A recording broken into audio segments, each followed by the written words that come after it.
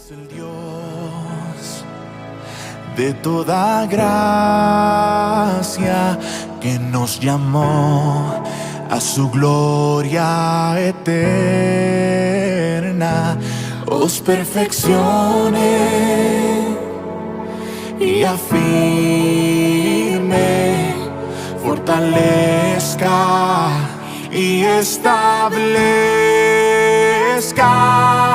A Él sea la gloria, a Él sea el imperio por los siglos. Dios les bendiga, hermanos, esperando que tengan todos una buena tarde, buen día, buena noche. Estamos muy emocionados de poder comenzar esta primera lección con ustedes de este curso de enseñanzas básicas titulado ¿Estás seguro? Y ahora vamos a comenzar con una oración para dar gracias a Dios por su palabra. Y ahí donde está le voy a invitar a que cierre sus ojos, que incline su rostro y que podamos decirle: Señor, te damos gracias por esta oportunidad que nos das de tomar estas clases de doctrina básica, de enseñanzas básicas. Te pido que cada enseñanza, Señor, sea el fundamento de nuestra vida espiritual, para que seamos, Señor, cristianos inconmovibles de tu palabra, que seamos cristianos bien cimentados en ti, Señor, en la fe en Jesucristo. Yo te pido que cada palabra, Señor, en este día haga fructificar, crecer y madurar el corazón de cada uno de mis hermanos, Padre. Te ruego tu bendición y te damos muchas gracias en el maravilloso nombre de tu Hijo Jesucristo. Amén y amén. Gloria a Dios, hermanos. Pues así vamos a comenzar y les voy a invitar a que abramos nuestro manual en la página 1, en la lección número 1, que está titulada ¿Estás seguro? Y vamos a comenzar a dar lectura para empezar con esta clase. Y dice: en el diverso tema del conocimiento, sabemos que este básicamente se fundamenta en dos aspectos: la teoría y la práctica o la experiencia. Vamos a ver, hermanos, aquí una balanza. Y por un lado vamos a encontrar el conocimiento en dos aspectos. Por un lado encontramos la teoría y por el otro lado encontramos la práctica en esta balanza. Sabemos que hay dos tipos de conocimiento. Este conocimiento teórico es la información que nosotros recibimos, el conocimiento que nosotros tenemos solamente básico, en el cual no hemos tenido una experiencia en él. Cuando nosotros avanzamos en este tema del conocimiento, comenzamos a tener una práctica o una experiencia sobre este conocimiento informativo que nosotros hemos recibido. Es, por ejemplo, una receta de un pastel. Nosotros podemos tener esta receta como una información solamente, pero hasta que no nos ponemos a practicar esta receta nos damos cuenta de la dificultad que ella tiene. El conocimiento se basa en dos aspectos. Por un lado es la teoría, por el otro lado tenemos la práctica o la experiencia, el conocimiento empírico también. Es necesario que nosotros tengamos estos dos ámbitos de conocimiento, ya que la palabra de Dios no solamente se maneja en base a una teoría, no es solamente información, sino es una experiencia viva que nosotros debemos de ir adquiriendo todos los días. A través de leer la palabra de Dios, nosotros vamos adquiriendo estos conocimientos, no solamente teóricos, sino experimentales. Vemos en la siguiente diapositiva, hermanos, que hay teorías. Dice aquí en nuestro cuadernillo: pensemos por un momento en temas como el origen de la vida, la evolución de las especies, el origen del universo a través del Big Bang o la gran explosión. También tenemos en relación a estos temas, pues los expertos solo han manejado una diversidad de teorías. Todas ellas son precisamente eso, teorías. No hay comprobación fiel a ese tipo de conocimientos. Tenemos, por ejemplo, la teoría de la evolución. Hay quienes dicen que el ser humano evolucionó, pero si nosotros nos enfocamos en esta teoría y dijéramos que el ser humano evolucionó, pues bueno, ¿por qué no seguimos evolucionando, verdad?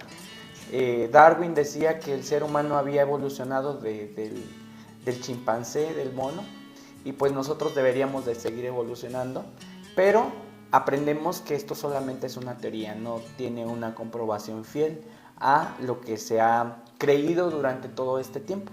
La palabra de Dios, sin embargo, nos enseña que no solamente es una teoría lo que nos está diciendo, sino es una experiencia viva. Dios nos invita a comprobar que su palabra es real y genuina a través de la experiencia que nosotros tenemos en ella.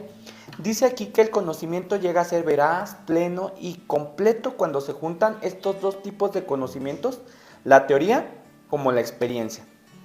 Entonces, vamos a dejar este tema porque solamente el Big Bang, la evolución de las especies, todos estos temas son una teoría solamente.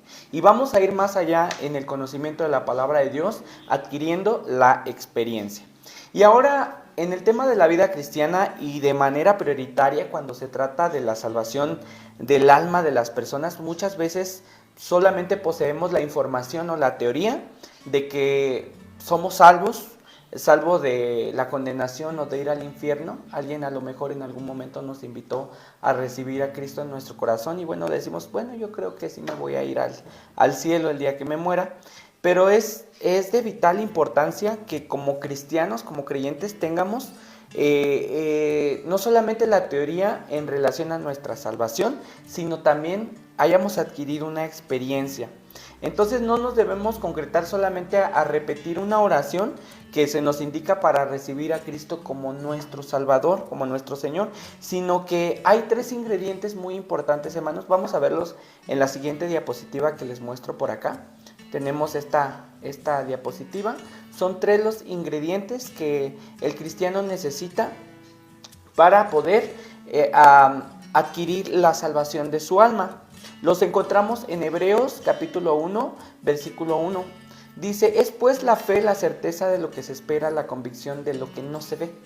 Ahí encontramos 3 ingredientes y los podemos ver por acá.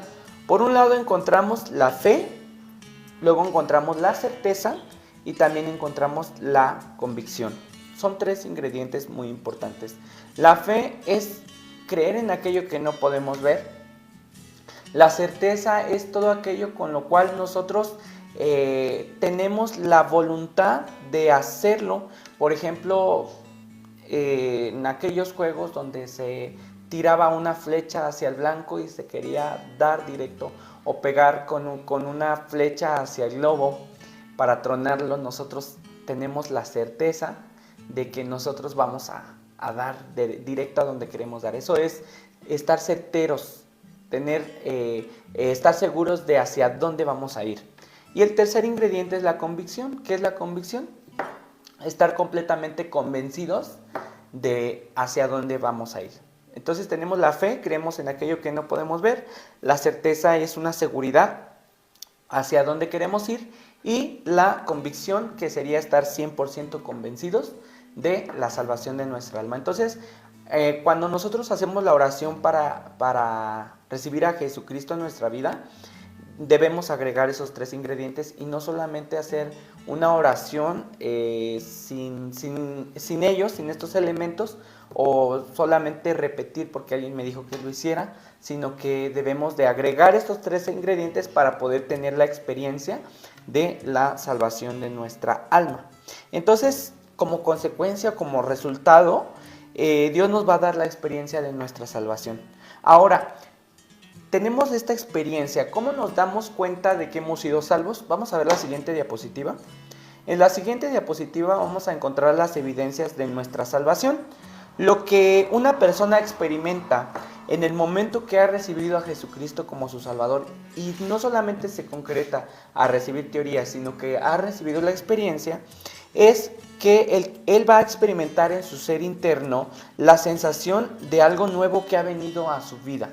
¿Sí? Experimentará más un deseo de conocer más a Dios. También aquí lo podemos ver en el punto número 3. Va a haber una insistente iniciativa para adquirir más de la experiencia que recientemente pues el cristiano ha tenido. Entonces es necesario agregar estos elementos, que tengamos estos ingredientes en nuestra oración para poder adquirir esta experiencia en nuestra salvación. Y si es que no tuvimos una experiencia el día de nuestra salvación, necesitamos tener la experiencia de nuestra salvación, estas evidencias. Y si usted es la primera vez que está tomando este curso de enseñanzas básicas, es la primera vez y usted no ha recibido a Jesucristo en su vida, Quédese aquí porque vamos a ver en unos momentos más cuáles son los pasos que requerimos para poder tener este regalo de la salvación. Este tema se llama ¿Estás seguro? Y hoy vamos a reafirmar este tema a través de estas enseñanzas. De ahí en adelante, una vez que hemos recibido a Jesucristo, el cristiano, el creyente, va a adquirir la certeza de que es salvo y que en cualquier momento que Dios nos llame a su presencia vamos a ir al cielo, ya no vamos a titubear, ¿sí? Ya lo vamos a creer con firmeza. Vamos a tener esa seguridad, esa convicción una vez que hemos recibido a Jesucristo. Cuando alguien nos diga, pues ¿a dónde te vas a ir cuando te mueras? Pues vamos a tener la seguridad de que vamos a ir con Cristo. Pero ¿saben qué? Lamentablemente, en muchos casos, el evangelizador o la persona que nos compartió del evangelio, nos compartió acerca de Cristo Jesús, solamente se concretó a llevarnos a una oración repetitiva de aceptación, o la oración que nosotros conocemos como la oración de fe o la oración del pecador, pero no buscó asegurarse el evangelizador de que la persona haya tenido una experiencia de su salvación. Así que nosotros vamos a estar seguros de que hemos tenido esta experiencia y de que nuestra salvación es experimental y no solamente teórica. Ahora vamos a ver, hermanos, la siguiente diapositiva. Vamos a verla por aquí. Dios hizo al ser humano a su imagen y a su semejanza. Génesis capítulo 1 versículos 26 y 27 dice: y dijo Dios, hagamos al hombre a nuestra imagen conforme a nuestra semejanza, y crió Dios al hombre a su imagen, a imagen de Dios lo crió, varón y hembra los crió. Dice aquí en el cuadernillo, este fue el principio del hombre, un día tuvo la imagen y la semejanza de Dios. Al hablar de semejanza estamos hablando de los atributos, virtudes, estamos hablando de todo aquello que tiene que ver con la naturaleza del Creador mismo, ¿sí? ¿Cuáles son algunos de esos atributos o virtudes de su naturaleza? El amor, la paz, la tolerancia, la benignidad, la bondad, la fe, la templanza, la justicia, la verdad, la fidelidad, la santidad.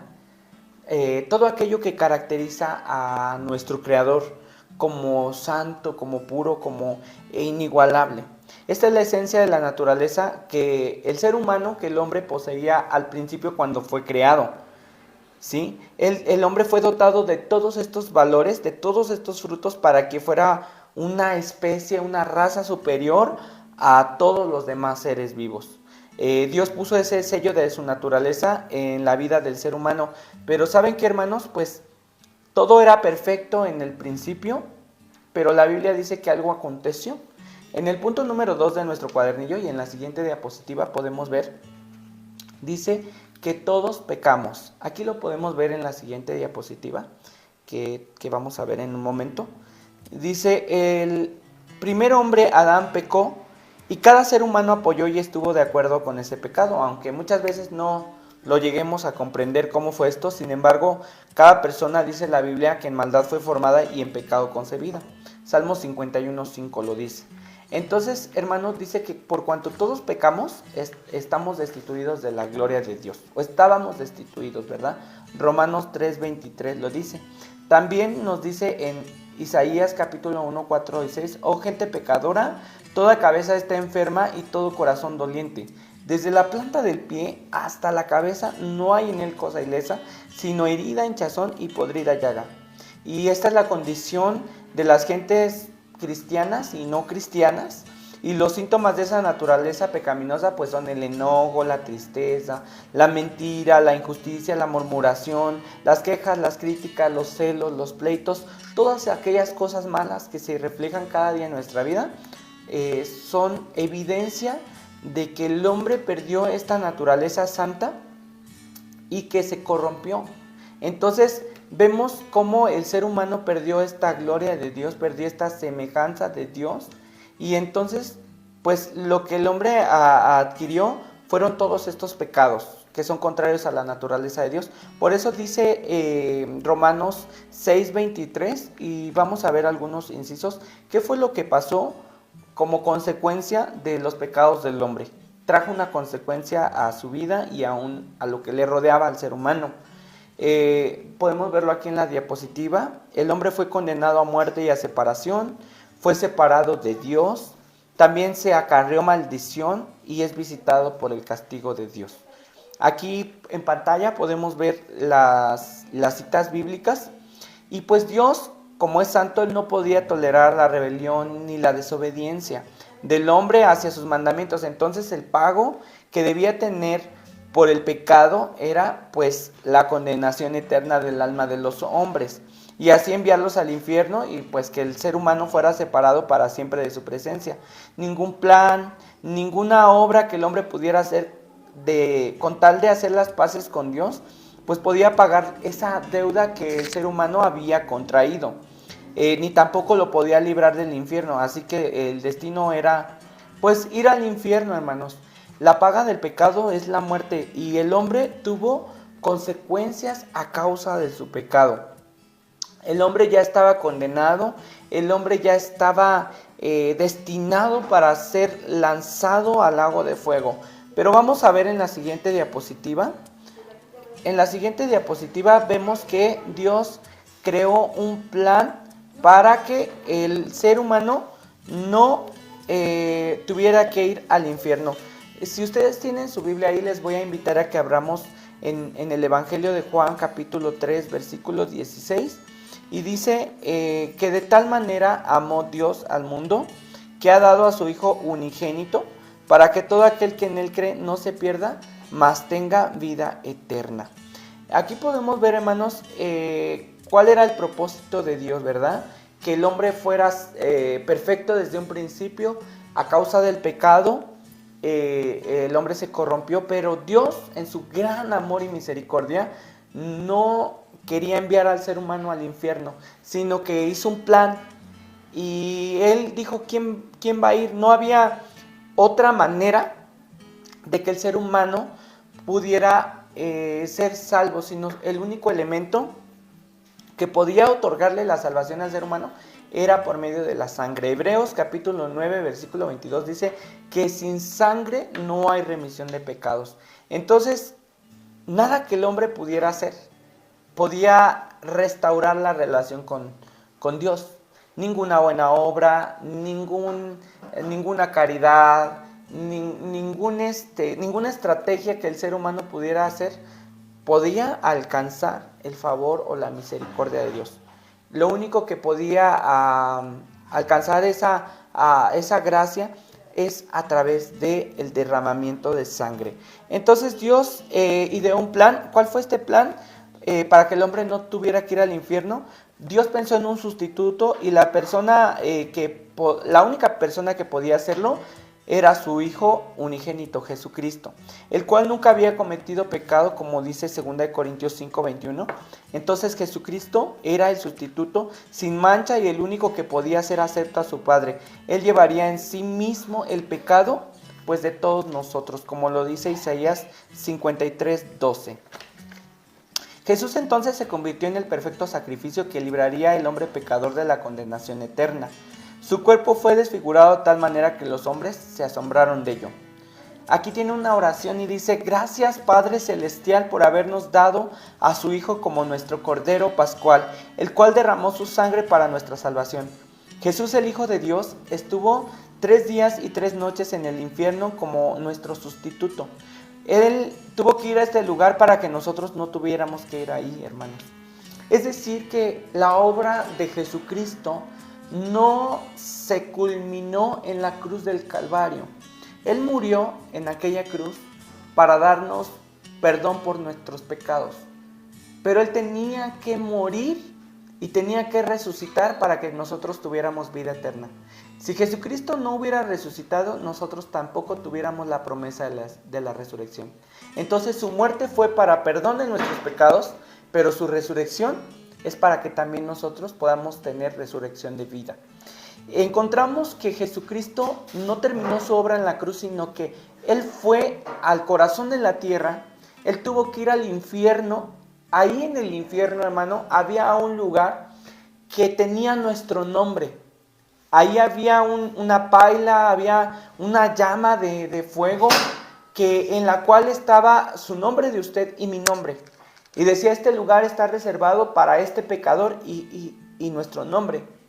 Pero Jesucristo, al morir, Él tuvo que ir a ese lugar. Al lado de Jesucristo había 4 cruces a su alrededor. 2 de los hombres que estaban al lado de Él. Uno de ellos le dijo, si eres hijo de Dios, sálvate a ti mismo. Por el contrario, el otro hombre que estaba a su lado le dijo, ¿verdad? Tú eres un hombre justo que no tiene que pagar por esto, que no ha cometido ningún mal. Acuérdate de mí cuando estés en el paraíso. Y Jesucristo, estando en la cruz, le dijo, de cierto te digo, que hoy mismo estarás conmigo en el paraíso. Entonces, podemos encontrar que Jesucristo muere en la cruz. Mateo 12:40 dice que así como Jonás estuvo en el corazón de la tierra 3 días y 3 noches, así era necesario que estuviera el Hijo del Hombre. Jesucristo muere y fue al infierno, a ese lugar donde estaba su nombre y mi nombre, y Él fue atormentado ahí en esa llama. Él fue torturado en el infierno por usted y por mí. Lo dice la palabra de Dios en Salmos capítulo 18, que Él fue nuestro sustituto. Y estando ahí en el corazón de la tierra, el Señor, el Padre, lo resucitó. Dice en Romanos que Él resucitó por la gloria del Padre. Y entonces Él se levantó, ¿verdad? Después de ahí del infierno, fue al paraíso, fue al cielo, y Él resucita al tercer día. ¿Para qué? Para que nosotros tengamos novedad de vida. Entonces, Jesucristo muere, es la mala noticia. La buena noticia es que a través de su obra en la cruz del Calvario, ¿verdad? Nosotros podemos tener salvación y vida eterna. Ahora, la salvación no hay nada que el ser humano pueda hacer para poder adquirir este regalo maravilloso. Hay veces que el ser humano intenta adquirir la salvación por sus propios medios. El ser humano intenta ganar el cielo, intenta ganarse la salvación, pero vamos a ver lo que dice la palabra de Dios en esta siguiente diapositiva que vemos por acá. Efesios capítulo 2, versículos 8 y 9. Dice, porque por gracia sois salvos por medio de la fe, y esto no es de vosotros, ¿sí? Pues es un don de Dios, no por obras, para que nadie se gloríe. Encontramos que la salvación que nos muestra la palabra de Dios no se puede obtener mediante ninguna obra. No se puede obtener mediante caridades, ayuda a los pobres. No se puede obtener la salvación en nuestra alma, ir al cielo por medio de esas obras, sino solamente a través de recibir el sacrificio de Jesucristo, de creer en ese sacrificio y aceptarlo y vivir nuestra vida para Jesucristo. Entonces, dice, es necesario que el hombre acepte la salvación de nuestra alma. Dice, el no tener que ir al infierno es un regalo, un don de Dios. No por obras es que logramos la salvación. La Biblia dice que Dios nos otorga la salvación de nuestra alma en base al sacrificio de su Hijo en la cruz del Calvario. Jesús pagó nuestra deuda y lo único que podemos hacer es aceptar el regalo que hizo posible a través de su muerte. Todo hasta aquí, hermanos, es teoría solamente. Pero entonces, ¿cómo podemos obtener la salvación de nuestra alma? ¿Cómo podríamos obtener ese regalo maravilloso que Jesucristo ya dio en aquella cruz? ¿Cómo podemos hacerlo? Veamos la siguiente diapositiva. ¿Cómo puedo obtener la salvación de mi alma? Aquí veamos. Dice Apocalipsis 3:20, he aquí, yo estoy a la puerta y llamo. Si alguno oye mi voz y abre la puerta, entraré a él y cenaré con él y él conmigo. También dice Juan 1:12, mas a todos los que le recibieron, Dios les dio potestad de ser hechos hijos de Dios. Y Romanos 10:9 encontramos que dice que si confesares con tu boca que Jesús es el Señor y crees en tu corazón que Dios le levantó de los muertos, serás salvo. Entonces Jesús, hermano, está llamando a la puerta de nuestro corazón. Él lo hace a través de circunstancias, de personas. Puede ser de un folleto, de un tratado. Él desea entrar a nuestro corazón y hacer allí su habitación. Entonces es necesario que nosotros le aceptemos. La decisión se va a basar en ese momento en un sí, en un no o en un después. Cualquier persona sensata, hermano, inmediatamente va a decir que sí, pues se trata de aquel mismo que nos creó, nos formó y nos hizo.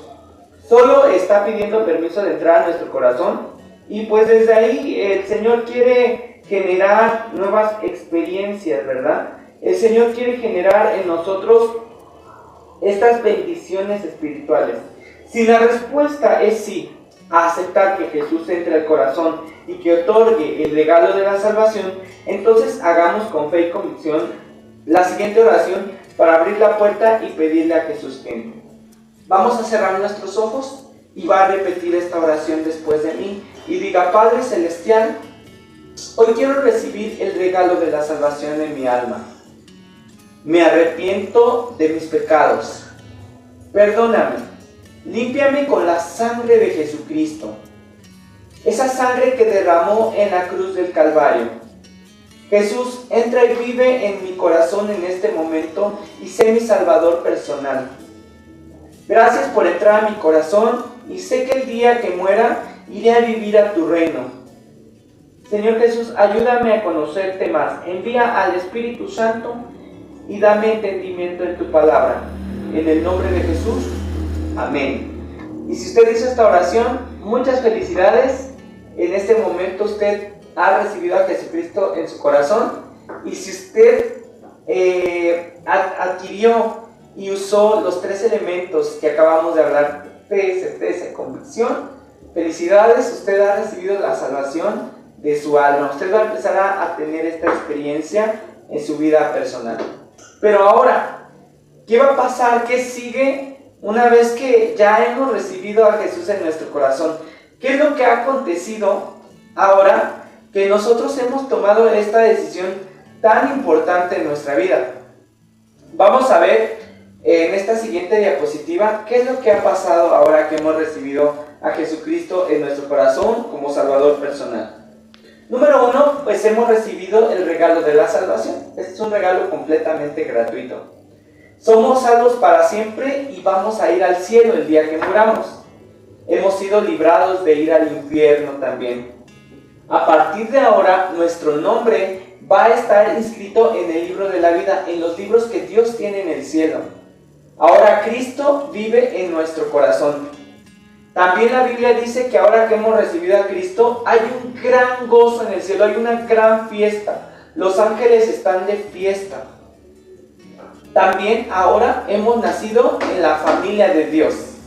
Y también Dios nos ha dado un regalo maravilloso y ha puesto en nuestro corazón la sangre de Jesucristo. Así es que felicidades, todo esto y más en un solo paquete. A partir de este momento debemos de creer que somos salvos para siempre, pues hemos recibido a Jesucristo como nuestro Salvador personal.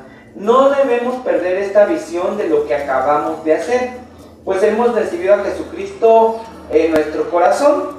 Así es que cuando en alguna otra ocasión pues se nos llegue a invitar a recibir a Jesucristo en nuestro corazón, pues no debemos de titubear, ¿sí? Cuando se nos haga aquella pregunta: ¿a dónde irás cuando mueras? Nuestra respuesta contundente debe de ser: ya he recibido a Jesucristo como nuestro Salvador personal, soy salvo y voy a ir con Dios. O en otro caso, pues voy a ir al cielo de manera indudable. Ya no iré al infierno, pues Jesucristo fue mi sustituto. No olvidemos que a Jesús se le recibe solamente una vez personalmente, ¿verdad? Como Salvador personal. Entonces, ¿a dónde vamos a ir cuando muéramos? Al cielo.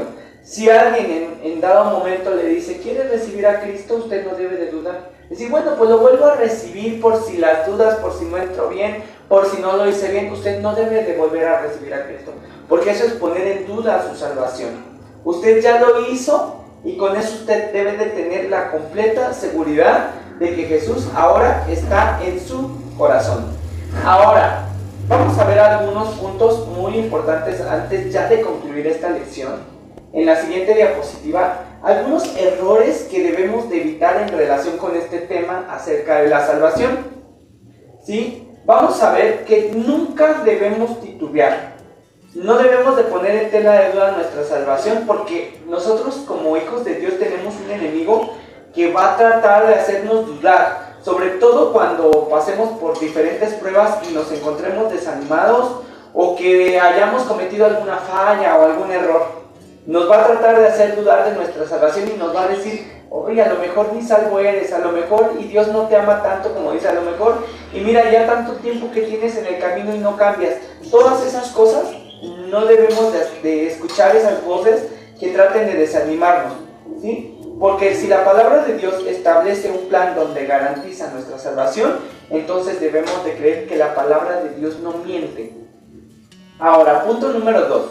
Vamos a ver aquí en la diapositiva. La salvación no se va a ir asegurando, consolidando, ¿sí? No debemos de pensar que, bueno, a lo mejor y mi salvación se va a ir asegurando conforme pues yo me bautice en agua, o el Espíritu Santo me bautice, o que ya quiera un cargo en la iglesia, o que ya tenga una responsabilidad, cuando ya tenga mucho tiempo de ser cristiano, entonces pues ya mi salvación se va a ir consolidando por medio de las buenas obras que yo vaya haciendo, pues mi conciencia se va a ir limpiando y voy a ir siendo salvo. No es así. La salvación del alma al aceptar a Cristo es como la sopa instantánea. Sí, es instantáneo y es para siempre, es algo eterno, es un regalo que cuando lo hemos hecho con fe y con certeza y convicción, entonces es algo que viene a nuestra vida y es permanente, ¿sí? Entonces, para terminar, vamos a ver que no debemos de ignorar nuestra vieja naturaleza, es decir, que nosotros poseemos ya un nuevo corazón que Dios nos dio al momento de recibir a Cristo, pero dentro de nosotros sigue habiendo todavía una naturaleza mala, que le gusta hacer el pecado, que le gusta hacer lo malo, que a Dios no le gusta. Entonces la salvación no se va a basar incluso en nuestras fallas o pecados diarios que cometamos, pues ya recibimos el regalo de la salvación y esto es para siempre. Sin embargo, pues va esta naturaleza a manifestarse de vez en cuando, a veces diario. En nosotros van a salir actitudes, enojos, tristeza, muchas cosas. Esta naturaleza vieja se va a empezar a manifestar en nuestra vida cotidiana. Pero la palabra de Dios nos enseña que nosotros debemos confesar nuestros pecados y Dios es fiel y justo para perdonarnos y limpiarnos de toda maldad a través de la sangre de Jesucristo. Entonces la salvación no se va a ir consolidando ni se va a basar en nuestros propios pecados, sino que es un regalo, y el regalo que Dios nos da, el enemigo no nos lo puede quitar ni nadie nos lo puede quitar. Así es que nosotros debemos de atesorar ese regalo, debemos de cuidar este regalo que Dios nos ha dado y como dice este tema, debemos estar seguros. Ahora, para terminar este tema, el título es ¿está seguro? Yo le hago esta pregunta a usted: ¿está seguro de su salvación? Si usted no lo estaba, pues este es el día para que usted ya esté completamente convencido, que tenga fe, certeza y convicción de lo que usted hizo y que adquiera esta experiencia con las evidencias de su salvación. Y hasta aquí terminamos este maravilloso tema, lección número 1, ¿estás seguro? Vamos a orar para dar gracias a Dios y terminar esta lección. Padre del cielo, gracias por permitirnos tomar estos conocimientos de tu palabra. Gracias por la firmeza y la solidez que traes a nuestros pies y porque tú reafirmas la salvación en nosotros. Gracias porque ahora sabemos que no depende de nosotros la salvación, sino depende de ti, Señor. Te damos gracias por tu hermosa palabra. Bendice a cada uno de los oyentes, de aquellos que están viendo esta lección, Señor, que tu presencia, que tu Espíritu Santo les ilumine en tu palabra y que ellos puedan crecer hasta la perfección en Cristo. En el nombre de Jesús te damos gracias por tu palabra. Amén. Que el Señor les bendiga y terminamos con nuestra lección. ¿Estás seguro? Hasta la próxima.